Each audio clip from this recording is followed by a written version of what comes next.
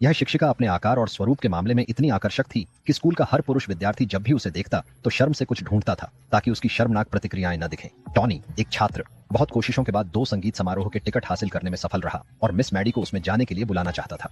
उसने उससे कई बार फ्लर्ट किया। इस पर शिक्षिका काफी नाराज हुई और टॉनी को स्कूल के बाद कक्षा में 1 माह तक रुकने की सजा देने का निर्णय लिया। टॉनी को यह चिंता थी कि शिक्षिका उसके पिता को इस बारे में सूचित कर देंगी, इसलिए उन्होंने तुरंत माफी मांगी। लेकिन जो वह कभी नहीं सोच सकते थे वह यह था कि जब कक्षा में कोई और नहीं होता तो मिस मैडी का व्यवहार अचानक से बदल जाता। उसने अपने शरीर को चंचलता से हिलाना शुरू कर दिया और यहाँ तक कि टॉनी के मुंह से च्युइंग गम निकाला और अपने मुंह में दिया। पता चला कि मैडी ने पहले से ही टॉनी को नोटिस कर लिया था, क्योंकि उसके पास न केवल शैक्षणिक प्रदर्शन अच्छा था पर उसे खेलों का भी शौक था। वह बिल्कुल वैसा ही बेटा था जैसा कि मैडी खोज रही थी। इसके बाद शिक्षिका ने अपने कपड़े खोले और टॉनी को अनुचित शब्दों से उकसाने लगी। उस वक्त मैडी को लगा कि भले ही टॉनी पढ़ाई में होशियार था पर कुछ ऐसी चीजें थीं जो उसे निजी तौर पर सिखानी चाहिए। तभी उसने टॉनी का हाथ पकड़कर उसे अपने कार्यालय में ले गई और निजी पाठ देने लगी। उस दिन के बाद वे दोनों स्वतंत्र हो गए।